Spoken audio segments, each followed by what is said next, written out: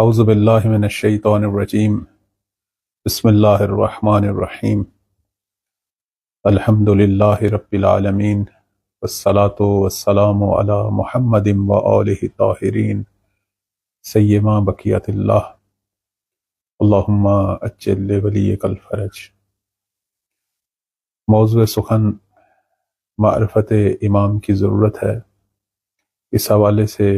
آج ہمارا دوسرا درس ہے۔ ہم نے پچھلے درس میں عرض کیا کہ امام زمان علیہ السلام کی معرفت احادیث کی روح سے ہم پر واجب ہے اور ہمارے عقائد کا حصہ ہے، اصول دین کا حصہ ہے۔ وقت کے امام کو پہچاننا، ان کی طرف رجوع کرنا، ان سے تمسک کرنا، ان سے ہدایت لینا اور ان کی اطاعت کرنا، اس پر وہ مشہور حدیث ہے جو شیعہ سنی کتابوں میں ہے کہ جس میں حضرت صلی اللہ علیہ وآلہ وسلم نے زمانے کے امام کی معرفت کے بغیر مرنے کو جاہلیت کی موت قرار دیا، یعنی انسان گویا پھر اسلام پر نہیں مرتا۔ تو اس اعتبار سے امام وقت کی معرفت حاصل کرنا جو ہے وہ واجب ہے۔ اس حوالے سے مختلف نکات ہیں، آج بھی ہم مزید کچھ نکات جو ہیں وہ آپ کی خدمت میں بیان کریں گے کہ کیوں اتنی تاکید ہے کہ ہم اپنے دین کی ابتدا جو ہے وہ امام کی معرفت سے جو ہے وہ شروع کریں، حالانکہ اس طرح کا فرمان کسی اور چیز کی معرفت کے بارے میں نہیں ہے، چونکہ ہر دور میں بالآخر ایک امام ہے۔ نبی اسلام صلی اللہ علیہ وآلہ وسلم اپنی رحلت تک نبی بھی تھے اور ہمارے وقت کے امام اور حجت خدا بھی تھے۔ تمام امور میں ان کی طرف رجوع کرنا سب مسلمانوں پر واجب تھا، لیکن ان کی رحلت کے بعد قیامت تک اللہ نے بالآخر ہادیوں کا ایک سلسلہ رکھا ہے، اور ایسا نہیں ہے کہ بعد والے زمانوں کو ایسے ہی ان کے حال پہ چھوڑ دیا۔ قرآن ہے اور احادیث ہیں، جیسے بعض کہتے ہیں، انہی احادیث میں کتنی حدیثیں ایسی ہیں کہ جن پر خود ہی وہ اعتراض کرتے ہیں کہ یہ صحیح نہیں، اور قرآن کی طرح طرح کی تفسیریں، اس کا مطلب ہے پھر یہ کافی نہیں ہے۔ ہر دور میں نبی اسلام صلی اللہ علیہ وآلہ وسلم کی مانند ایک معلم چاہیے جو ہمیں بتائے کہ قرآن کی صحیح تفسیر کیا ہے، اور پھر ان احادیث میں کون سی حدیث صحیح ہے، کن احادیث میں صحیح دین بیان ہوا ہے، کون سی ایسی احادیث ہیں کہ جو بظاہر احادیث ہیں لیکن وہ جھوٹ باندھا گیا ہے، اور اس کی خبر جو ہے وہ رسول اللہ صلی اللہ علیہ وآلہ وسلم نے دی تھی کہ مجھ پر جھوٹ باندھا جائے گا، کذاب پیدا ہوں گے جو میرا نام لے کر میری سنتوں کو ختم کریں گے، بدعتوں کو رواج دیں گے۔ اور آج ہم طرح طرح کے جو مکتب دیکھ رہے ہیں وہ اسی وجہ سے ہیں۔ تو بس پچھلے درس کا خلاصہ یہی ہے جو میں نے بیان کیا کہ اگر ہم نے صحیح دین تک پہنچنا ہے تو پہلے صحیح امام تک پہنچیں، اس صورت میں ہمارے لیے جو ہے وہ صحیح دین کا دروازہ جو ہے وہ کھلے گا۔ اسی موضوع کو آگے بڑھاتے ہیں۔ ایک اہم ترین وجہ جس کی وجہ سے ہم کہتے ہیں کہ معرفت امام جو ہے وہ ضروری ہے، وہ یہ ہے کہ اللہ تعالیٰ نے لوگوں کے اعمال کی قبولیت کو وقت کے امام کی معرفت کے ساتھ جوڑ دیا، یعنی اگر ہمارے اندر امام حق کی معرفت ہوگی تو ہمارے اعمال جو ہیں وہ قبولیت کے مرحلے تک پہنچیں گے۔ اس حوالے سے ایک مشہور جو روایت ہے اور امام صادق علیہ السلام کا یہ فرمان ہے، اصول کافی میں جلد نمبر 1 ہے، باب نوادر، اور صفحہ نمبر 143 پہ حدیث نمبر 4 ہے۔ فرماتے ہیں کہ اللہ تعالیٰ بندوں کے عمل کو قبول نہیں کرتا مگر کب؟ جب وہ ہماری معرفت رکھیں گے،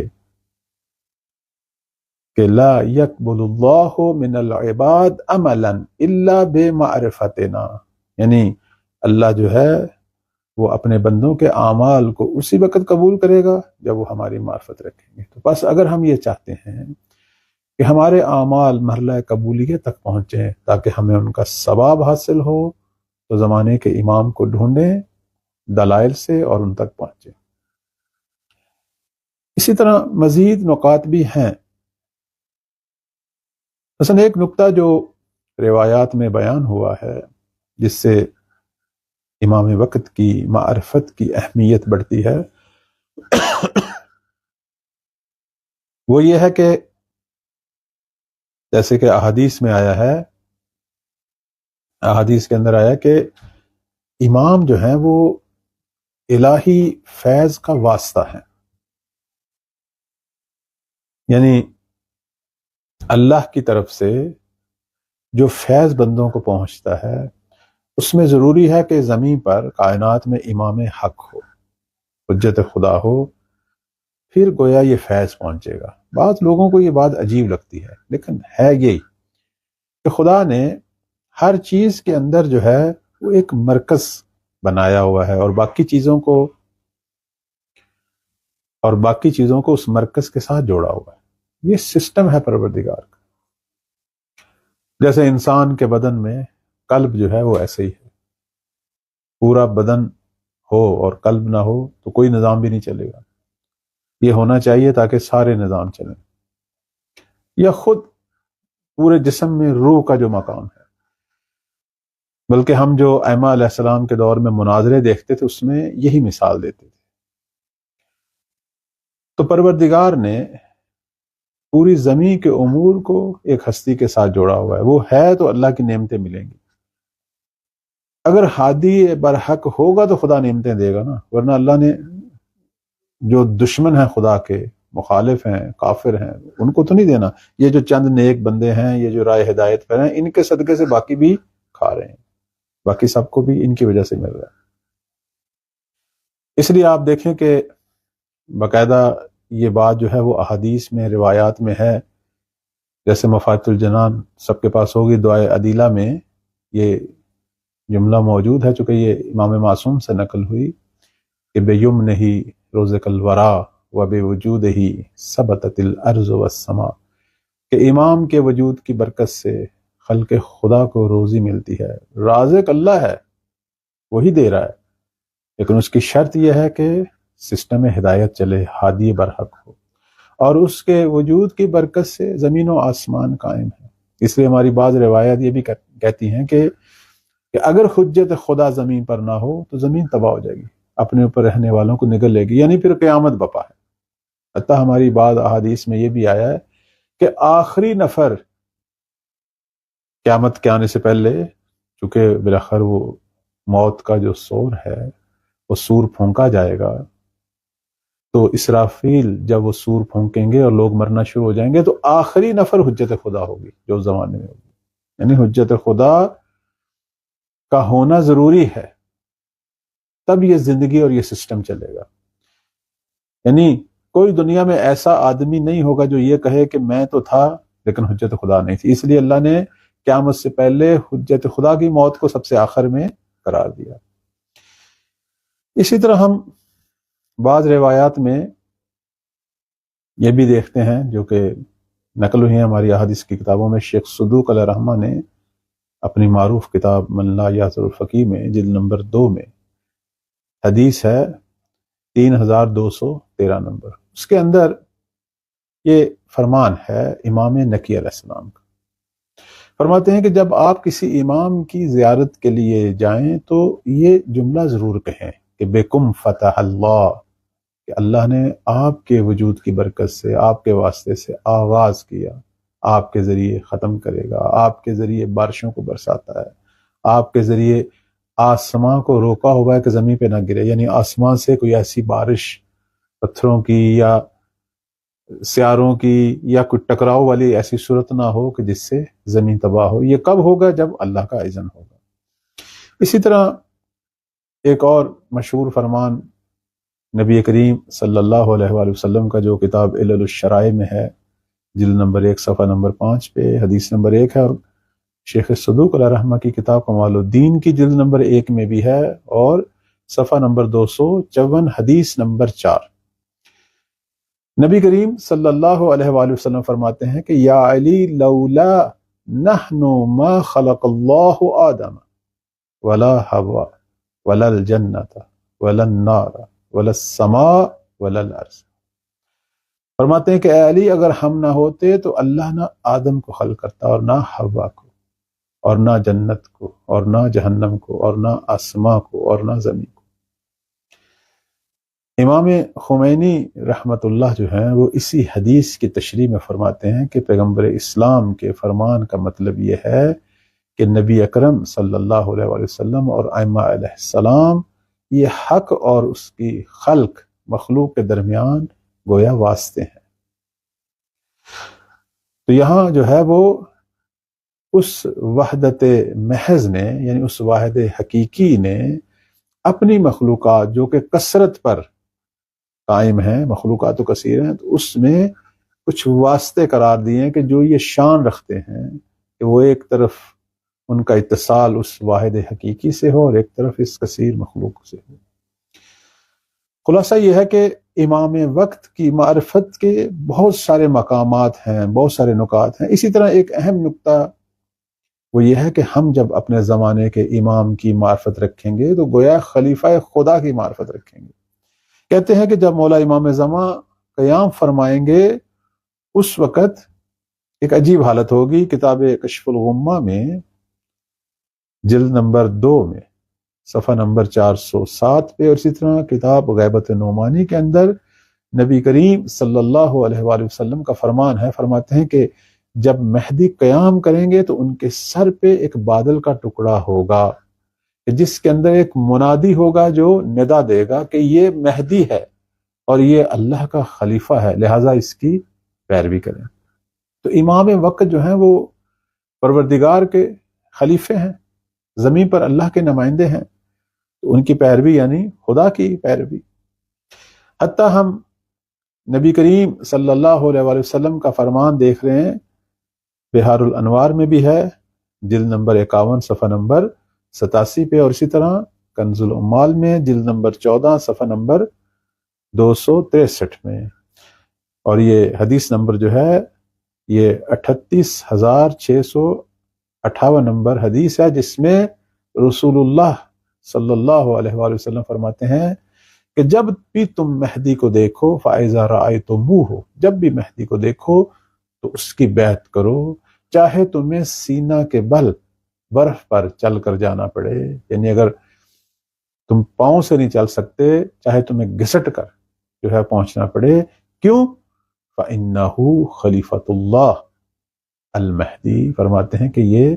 اللہ کے خلیفہ امام مہدی علیہ السلام ہیں۔ اس لیے آپ دیکھیں کہ مولا امام زمان علیہ السلام کی جو زیارات ہیں جتنی بھی ہیں ان سب کے اندر خاص طور پر آپ کو جو ہے بعنوان خلیفۃ اللہ جو ہے وہ پکارا گیا، السلام علیک یا خلیفۃ اللہ مثلا، یا خلیفۃ علی خلقہ و عبادہ، مختلف قسم کے جملے ہیں۔ ایک اور وجہ جو ہے امام وقت کو پہچاننے کی اور ان کی معرفت رکھنے کی وہ یہ ہے کہ شیعہ سنی احادیث کے اندر جو ایک مشہور حدیث ہے، حدیث ثقلین، جو آپ سب کو زبانی یاد ہے، کہ جس میں نبی کریم صلی اللہ علیہ وآلہ وسلم فرماتے ہیں کہ میں تمہارے درمیان 2 گراں قدر چیزیں چھوڑ کے جا رہا ہوں، انی تارک فیکم الثقلین کتاب اللہ و اطرتی، اللہ کی کتاب اور میری اطرت۔ وہ کون ہے؟ فرماتے ہیں اہل بیتی، اور اس کے بعد فرماتے ہیں کہ ما ان تمسکتم بہما، جب تک تم ان دونوں سے باہم تمسک رکھو گے، لن تضلوا بعدی ابدا، میرے بعد ہرگز گمراہ نہیں ہوگے، ولن یفترقا حتی یرد علی الحوض، اور یہ دونوں چیزیں اکٹھی ہیں، قرآن اور میری اطرت قیامت تک اکٹھی ہے، اور یہ کبھی بھی آپس میں جدا نہیں ہوں گے یہاں تک کہ اکٹھے جو ہیں وہ حوض کوثر پر پہنچیں گے میرے پاس۔ اب ہر دور میں جس طرح قرآن موجود ہے اسی طرح نبی اسلام کی اطرت میں سے ایک ایسا فرد موجود ہے کہ جس سے قرآن مجید کی ہمراہی کا شرف حاصل ہے، یعنی وہ اور قرآن جو ہیں گویا اکٹھے ہیں۔ قرآن اگر کتاب ہے تو وہ اس کی جیتی جاگتی تصویر ہے، وہ مجسم قرآن ہے مثلا۔ تو یہ کون ہے؟ یہ ہر دور میں جو وسیع حق ہیں، ہر دور میں جو امام وقت ہیں، ہر دور میں جو خلیفہ خدا ہیں، اور یہ سارے کے سارے آل رسول ہیں، یہ سارے کے سارے اطرت رسول ہیں. صرف اہل بیت نہیں کہا، لفظ اطرت کا یعنی اولاد میں سے، چونکہ جب ہم اہل بیت کہیں گے تو لوگ اور بھی بہت سارے رشتہ داروں کو نسبی اور سببی شامل کر لیتے ہیں. اس لیے نبی اسلام صلی اللہ علیہ وآلہ وسلم نے اطرت کہا ہے کہ یہاں وہ اہل بیت ہے جو میری اطرت ہے، میری اپنی نسل مبارک ہے. اب یہ حدیث ثقلین تو آپ سب جانتے ہیں شیعہ سنی کتابوں میں ہیں، اور شیعہ کتابوں کے اندر بھی موجود ہے، ہماری تمام معتبر کتابوں میں، کمال الدین میں ہے، عیون اخبار رضا میں ہے، امالیہ طوسی میں ہے، اور بہت ساری کتابوں میں. خلاصہ یہ ہے کہ قرآن مجید کو اگر سمجھنا ہے تو اطرت کی طرف رجوع کریں، اطرت کے مقام کو اور عظمت کو سمجھنا ہے تو قرآن کی طرف رجوع کریں. قرآن مجید نے بہت سارے مقامات پر ایسی ہستیوں کا ذکر کیا ہے کہ جن کی طرف اہل ذکر رجوع کریں، جو صادقین میں سے ہیں، جو طہارت باطنی اور معنوی رکھتے ہیں، جو اولی الامر ہیں. اور اگر دین کو جاننا ہے، اگر قرآن کے حقائق کو جاننا ہے تو پھر ان کی طرف رجوع کریں. ہمارے بعض علماء نے یہاں جو خوبصورت کام کیا وہ یہ کیا کہ کچھ شباہتیں جو ہیں وہ بیان کی قرآن مجید میں اور وقت کے امام میں. مثلا آپ کی خدمت میں عرض کروں، کہتے ہیں کہ احادیث میں جس طرح شب قدر جو کہ قرآن کے نازل ہونے کی رات ہے، اس کی جتنی عظمت بیان ہوئی ہے، شب نیمہ شعبان، شب برات، اس کی بھی بہت زیادہ عظمت بیان ہوئی ہے. شب قدر میں قرآن جب نازل ہوا ہے تو وہ قرآن شب قدر میں نازل ہوا ہے تو اس شب میں قرآن کا نازل ہونے کا امام سے، امام وقت پر جو ہے وہ ایک گہرا تعلق اور ربط پیدا ہوتا ہے، چونکہ شب قدر کے میزبان امام ہیں. شب قدر میں جو ملائکہ نازل ہوتے ہیں وہ امام وقت کے پاس آتے ہیں، جیسے کہ سورہ قدر میں نزول ملائکہ کی جو ہے وہ گفتگو ہوئی ہے. جس طرح قرآن کی کوئی نظیر نہیں ہے، اس طرح ہر دور میں جو فرد ہے اہل بیت کا، جو اطرت رسول ہیں، اس کی بھی کوئی نظیر نہیں. جس طرح قرآن مجید کے بارے میں اللہ تعالیٰ نے فرمایا کہ اگر سارے انسان اور جن جمع ہو جائیں وہ قرآن کی مانند دوسرا قرآن نہیں لا سکتے. اسی طرح آل محمد اور ان ائمہ معصومین کے بارے میں بھی ہم دیکھتے ہیں یہی فرمان ہے کہ لا یقاس بآل محمد صلی اللہ علیہ وآلہ وسلم من ھذہ الامہ احد، کہ اس امت میں سے جو کہ خود ایک افضل امت ہے، آل محمد سے کوئی قابل قیاس نہیں، یعنی کوئی شخص جو ہے وہ عظمت میں، مقام میں ان کے برابر نہیں ہو سکتا. اس طرح ایک اور حدیث بھی ہے کہ نحن اہل البیت لا یقاس بنا احد، کہ ہم اہل بیت کے ساتھ کسی کا کوئی مقایسہ نہیں ہے. تو خلاصہ یہ ہے کہ جس طرح اہل بیت کی کوئی مثل نہیں، اسی طرح قرآن کی کوئی مثل نہیں. اور یہ جو میں نے چند فرامین آپ کی خدمت میں بیان کی ہیں سارے نہج البلاغہ سے ہیں. نہج البلاغہ خطبہ نمبر 2 سے ہے، اسی طرح نہج البلاغہ خطبہ نمبر 149 سے ہے، اس طرح ایک فرمان جو ہے وہ بحار الانوار سے جلد نمبر 26 سے، صفحہ نمبر 269. اب آپ دیکھیں یہاں تھوڑا سا جو ہے وہ ایک شباہت کے اعتبار سے کوشش کی گئی ہے کہ بیان کیا جائے کہ یہ دونوں جو منبع ہدایت ہیں یہ بے مثل ہیں، دونوں پاکی کے مقام پر ہیں، دونوں جو ہیں وہ ہدایت کے مقام پر ہیں. ایک کتاب کی شکل میں ہے اور ایک مجسم معلم کی شکل میں ہے. اس لیے کہتے ہیں کہ جس طرح کہ حدیث ثقلین کہہ رہی ہے کہ قیامت تک قرآن کے ساتھ اطرت اور اہل بیت کا بھی ایک فرد ہے، اس سے پتہ چلتا ہے کہ زمین کبھی بھی حجت خدا سے خالی نہیں ہے. اس لیے ہم دیکھتے ہیں کہ امام صادق علیہ السلام کا ایک فرمان ہے، اور یہ فرمان جو ہے آپ کی خدمت میں عرض کریں شیخ صدوق نے کتاب کمال الدین میں جلد نمبر 1 میں صفحہ نمبر 230 پہ نقل کیا. اس میں امام صادق علیہ السلام فرماتے ہیں کہ قسم ہے اللہ تعالیٰ کی کہ جس وقت سے اللہ نے آدم کو اٹھایا، اہل زمین کو ہرگز اپنے حال پر نہیں چھوڑا مگر یہ کہ ان میں ایک ہستی کو امام قرار دیا کہ لوگ اس کے وسیلے سے پروردگار کی طرف ہدایت پائیں، اور وہ اللہ کے تمام بندوں پر حجت ہے. اب میں نے پہلے بھی عرض کیا کہ نبی بھی مقام امامت رکھتے ہیں، جب پیغمبر خود ہوں، کوئی بھی نبی، کیونکہ وہ بھی ہادی ہیں، تو وہ جس طرح خبریں دے رہے ہیں اس طرح لوگوں کے امور بھی ان کے ہاتھ میں ہیں، وہ بھی واسطہ فیض ہیں، انہی کی وجہ سے باتیں قبول ہوتی ہیں، انہی کی وجہ سے لوگوں کو اللہ کا مثلا رزق ملتا ہے، بہت کچھ۔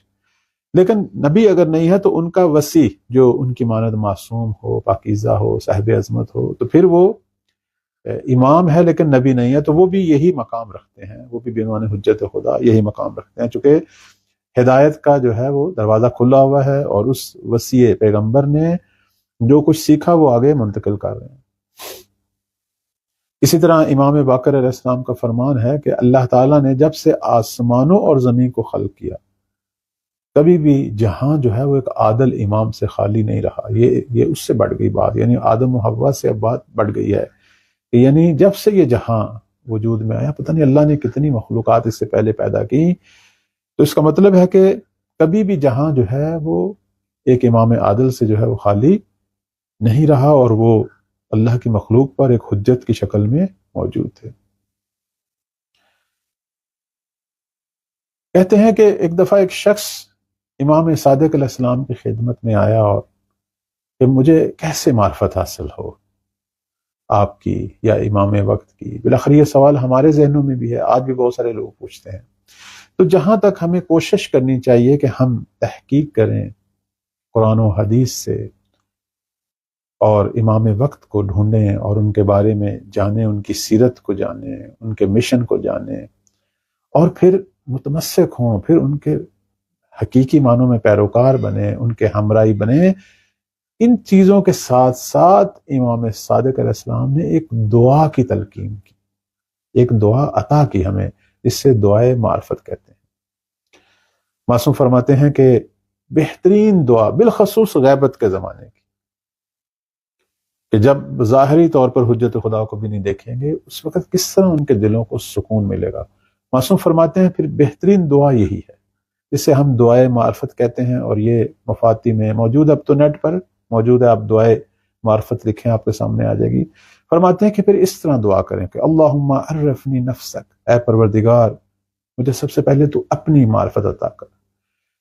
فَإِنَّكَ إِن لَمْ تُعَرِّفْنِي نَفْسَكَ، کیونکہ اگر تو نے مجھے اپنی معرفت عطا نہ کی، لم اعرف نبیک، تو پھر میں تیرے نبی کی معرفت حاصل نہیں کر سکتا۔ اللہم عرفنی رسولک، اے پروردگار مجھے اپنے پیغمبر، اپنے رسول کی معرفت عطا کر۔ فَإِنَّكَ إِن لَمْ تُعَرِّفْنِي رسولک، کیونکہ اگر تو نے مجھے اپنے پیغمبر کی معرفت عطا نہ کی، لم اعرف حجتک، تو میں پھر تیری جو حجت ہے اس زمانے میں، جو وسیع رسول ہے اس زمانے میں ان کی معرفت پھر حاصل نہیں کر سکتا۔ اللہم عرفنی حجتک، اے پروردگار مجھے حجت خدا، جو اس وقت قرآن کے ہمراہ جو فرد ہیں اہل بیت کے، جو اطرت رسول ہیں، ان کی مجھے معرفت عطا کر۔ فَإِنَّكَ إِن لَمْ تُعَرِّفْنِي حُجَّتَكَ، کیونکہ اگر تو نے مجھے حجت خدا کی معرفت سے نہ نوازا، زللت عن دینی، میں گمراہ ہو جاؤں گا، میں دین حق سے جو ہے وہ گمراہ ہو جاؤں گا۔ اب آپ دیکھیں یہ بہترین دعا ہے، یعنی صحیح جو عقائد ہیں اس کے اندر بیان ہونا ہے کہ انسان کو توحید حاصل کرنی چاہیے، انسان کو نبی شناس ہو، اس کی سنن پر عمل کرنا چاہیے، انسان امام شناس ہو، امام وقت کو پہچانے، ان کے احکامات پر عمل کرے، ان کا ہمراہی بنے، رائے حق میں، ظلم شر برائی کا مقابلہ کرنے میں حق کا ساتھ دے۔ یہ ساری چیزیں اس دعا میں جمع ہیں۔ اس لیے وہ لوگ جو کہتے ہیں ہمارے دلوں کو سکون نہیں ملتا، ہم مضطرب ہیں، کسی وقت تو بہت زیادہ محبت ہوتی ہے اپنے مولا سے، اور کسی وقت دل خالی سا ہوا ہوتا ہے، تو بہترین مداوع جو ہے وہ یہ ہے کہ دعائے معرفت سے اپنے دل کو جو ہے وہ اطمینان دیں۔ اب ایک سوال جو عام طور پر ہو سکتا ہے بہت سارے لوگوں کے اندر پیدا ہو، کہ اتنی جو تاکید ہے امام وقت کی معرفت پر، تو پھر یہ بہت سارے لوگ محروم کیوں ہیں معرفت امام زمان سے؟ یعنی ان کو پتہ ہی نہیں ہے کہ کوئی امام ہے اور اس کی معرفت بھی حاصل کرنی ہے، اور کچھ جو ہے ان کو پتہ ہے لیکن شاید وہ کوشش بھی کرتے ہیں لیکن کوئی نتیجہ نہیں لے پاتے۔ کیا وجہ ہے کہ انسان وقت کے امام کی معرفت حاصل نہیں کر پاتا؟ اس موضوع کو ہم شروع کر رہے ہیں، کچھ نکات آج بیان کریں گے، کچھ بعد میں۔ ایک اہم ترین جو سبب ہے وہ یہ ہے کہ دینی تعلیمات سے دوری۔ اب آپ دیکھیں ہمارے ہاں ہر گھر میں یہ تو کوشش ہوتی ہے کہ بچے کو اعلیٰ سے اعلیٰ بہترین دنیاوی تعلیم دی جائے، اور اس سے بہترین سکول، بہترین اکیڈمی، پتہ نہیں کتنا کچھ خرچ ہوتا ہے، اور دینی تعلیم کے حوالے سے کوئی توجہ نہیں ہے، بالکل نہیں ہے۔ بہت تھوڑے گھرانے ہیں جنہوں نے کسی مدرسے سے، کسی عالم دین سے رابطہ کر کے کوئی ایک معلم یا معلمہ جو بچوں کو زیادہ سے زیادہ قرآن پڑھا رہی ہیں، یا ہلکا پھلکا جو ہے وہ کوئی دینیات، یہ بہت کم گھرانے ایسے ہیں، وہ بھی پھر یعنی تھوڑا سا ٹائم، پورے دن میں آدھا گھنٹہ 1 گھنٹہ، لیکن باقی سارا ٹائم دوسری چیزوں کو۔ نتیجتاً یہ بچے جو ہیں ان کو آپ نے دینی غذا دی ہی نہیں ہے، دینی پرورش کی ہی نہیں ہے۔ کل اگر یہ معرفت حاصل نہیں کر پاتے، کل اگر یہ متدین مسلمان نہیں بن پاتے، تو روز قیامت ماں باپ سے سوال ہوگا۔ ہمارا فریضہ ہے کہ ہم اللہ کے بندوں کو حقیقی بندے اس کے بنائیں، ان کو درس عبودیت ہو۔ ٹھیک ہے معاشی طور پر ہم سب کی فکر ہوتی ہے کہ بچے نے معاشی طور پر کیا کرنا ہے، تو وہ تو ٹھیک، لیکن آخرت کی فکر کہاں گئی پھر؟ اور پھر یہ بچے کے اندر اخلاقیات ہوں، تدین ہو، یہ کل کوئی بڑا افسر، کوئی بہت اعلیٰ پوسٹ پر، کوئی بہت بڑا بزنس مین، ڈاکٹر، جو بھی ہم بنانا چاہتے ہیں، ظلم تو نہ کرے کسی پر، حق تلفی تو نہ کرے۔ اسے دینی تعلیم، باطنی تعلیم، روحانی تعلیمات، اخلاقیات، دینداری، اس کو اپنے اصلی عقائد، زمانے کے امام کی طرف توجہ، کہ ان کا مددگار ہو، ان کے لشکر کا حصہ بنے، ان کا سرمایہ بنے، یہ چیزیں پھر کہاں گئی؟ اس لیے کہتے ہیں کہ ایک بہت بڑا عامل، بہت بڑا سبب جس کی وجہ سے لوگ دور ہیں امام وقت سے، وہ دین سے دوری ہے، دینی تعلیمات سے دوری ہے، بہت بڑا عامل ہے، بہت بڑا سبب ہے۔ دیکھیں امام صادق علیہ السلام نے فرماتے ہیں کہ لا خیر فی من لا یتفقہ من اصحابنا، ہمارے شیعوں میں سے جو دینی امور کی صحیح سمجھ بوجھ نہیں رکھتا، فرماتے ہیں کہ اس کے بارے میں کوئی خیر نہیں، وہ خیر پر نہیں ہے، مطلب ہدایت پر نہیں ہے۔ اور یہاں جو ہے تفقہ سے مراد دینی سمجھ بوجھ، یہ تو درست ہے، سب لوگ فقیہ نہیں بن سکتے، لیکن دینی شناخت تو پیدا ہو۔ اس وقت بہت زیادہ جو نقصان ہو رہا ہے، یوں سمجھو خسارہ ہو رہا ہے لوگوں کو، وہ انہی چیزوں سے دوری کی وجہ سے ہے۔ پھر یہی بچے جن کو باپ نے اتنی زحمتوں سے پڑھایا، کیوں نہیں ماں باپ کی قدر کر رہے؟ کیوں اب آپ سمجھ رہے ہیں کہ اتنا کچھ لگایا، اتنا سرمایہ لگا، توجہ ہی نہیں، ان کہتا اپنے والدین کی طرف توجہ نہیں۔ جو خدا کا نہیں بنا وہ ماں باپ کا کیسے بنا؟ بہت سارے مسائل ہیں، ہر گھروں میں مسائل ہیں۔ جس وقت اساسی کام کرنے کی ضرورت تھی اس وقت کام نہیں ہوا۔ ائمہ نے مثال دی ہے بچوں کی پرورش میں پودوں کے ساتھ، آپ پودے کو جس طریقے سے ڈھالیں گے، جدھر کی طرف لے کے جائیں گے وہ ادھر کی طرف ہی بڑھے گا، اور وہیں وہ مستحکم ہو جائے گا، پھر نہیں وہ ہٹ پلٹ سکتا، پھر بہت مشکل ہے۔ تو بالاخر دین سے دوری، جہالت، نافہمی، اور جس کی وجہ سے سطحی افکار کے لوگ بھی ایک ہمارا مسئلہ ہے کہ جن کو تھوڑا سا مطالعہ ہو جاتا ہے وہ دقت سے نہیں دین کو سمجھتے، وہ پھر علامہ بن کے بیٹھ جاتے ہیں۔ وہ ہر گھر میں اس طرح کے علامۃ الدہر موجود ہیں جو جن کو خود کوئی انہوں نے باضابطہ طور پر دین نہیں پڑھا ہوا، بس چند چیزیں ان کو کہیں سے پتہ چل گئیں، کسی مجلس سے سن لی، کوئی کتاب سے، تو وہ اب سارے فتوے دینے، یہ بھی ایک بہت بڑا مسئلہ ہے جس سے باعث بنتے ہیں بہت سارے لوگ جو ہیں وہ دین سے دور ہو جائیں۔ تو خلاصہ یہ ہے کہ جہالت اور دینی تعلیمات سے دوری ائمہ علیہم السلام نے سب سے بڑا سبب قرار دیا ہے، حق سے دوری کا اور وقت کے امام کی معرفت سے دوری کا۔ میں ایک توقیع شریف جو امام زمان علیہ السلام سے صادر ہوئی وہ آپ کی خدمت میں بیان کرتا ہوں۔ مولا امام عصر علیہ السلام کا یہ شکوہ ہے، فرماتے ہیں جناب محمد بن علی بن حلال کرخی کو، انہوں نے خط لکھا تھا غیبت الصغریٰ میں، مولا نے اس کا جواب دیا، اور اس وقت کچھ شیعوں کا ذکر کیا، اور یہ شیعہ اب بھی ہیں، اب تو ماشاءاللہ کثرت سے ہیں۔ فرماتے ہیں کہ یا محمد بن علی قد آذانا جہلاء الشیعہ، اے محمد بن علی ہمیں اذیت دیتے ہیں وہ شیعہ جو جاہل ہیں، جو دینی تعلیمات سے دور ہیں، چاہے دنیاوی طور پر وہ بہت بڑی پوسٹ پہ ہیں، بہت بڑے ہیں وہ، لیکن دین سے دور ہیں، اور فرماتے ہیں حمقاء، اور وہ جو بے وقوف ہیں، جن کو پتہ نہیں ہے کہ بالاخر ہمارے وظائف کیا ہیں، اور تھوڑا سا دین بھی پڑھ لیتے ہیں تو افراد و تفرید میں پڑ جاتے ہیں یا غلو کرنا شروع کر دیتے ہیں۔ یا جو ہے وہ کچھ اور بن جاتے ہیں. یعنی ایک تعادل دوسرے لفظوں میں میانہ روی نہیں ہے ان کے اندر. فرماتے ہیں یہ دونوں قسم کے شیعہ جو بے وقوفیاں کر رہے ہیں اور جو جہالت کا شکار ہیں، میں فرزند زہرا جو ہے مجھے یہ اذیت دیتے ہیں، میرے قلب کو تکلیف دیتے ہیں. اور اس کے بعد فرماتے ہیں وَمِن دِينِهِ جَنَاحُ الْبَعُوضَةِ أَرْجَحُ مِنْهُ. فرماتے ہیں جس قسم کا یہ دین رکھتے ہیں اس سے مچھر کا ایک پر جو ہے وہ بہتر ہے. بعض لوگ جو اپنے آپ کو بڑا دیندار سمجھتے ہیں لیکن اصل میں وہ دین کے دشمن ہوئے ہوتے ہیں. میں آپ چھوٹی سی مثال دیتا ہوں. اس شخص کے دیندار ہونے کا، مولائی عزادار، کیا فائدہ جب وہ مولا علی کو اللہ کہہ رہا ہے، رازق کہہ رہا ہے، یعنی توحید ہی نہیں ہے اس کے اندر. یا دوسرے لفظوں میں نعوذ باللہ ہم دیکھیں مراجع فقہا جن سے فقہی امور کی سمجھ بوجھ لینی ہے، ان کے بارے میں اس طرح کے خیالات کا اظہار ہوتا ہے، ان کی توہین کر رہا ہے. بس جو کچھ میں سمجھ رہا ہوں یہ ٹھیک ہے، ویسے کریں گے. نہ ان کو اس موضوع میں کوئی دقیق انہوں نے کہیں سے پڑھا ہے، کسی جیسے ہم باقی چیزوں کو پڑھتے ہیں، اداروں میں پڑھتے ہیں، باقاعدہ ڈگری لیتے ہیں. کوئی ایسی چیز نہیں ہے. اور کچھ تو ایسے ہیں کہ پیچھے ان کے عوامل ہیں کہ جو ان کو کہتے ہیں کہ آپ یہ گمراہیاں، یہ فتنے، یہ بدعتیں ڈالیں. تو اس قسم کے لوگ جو بنام شیعہ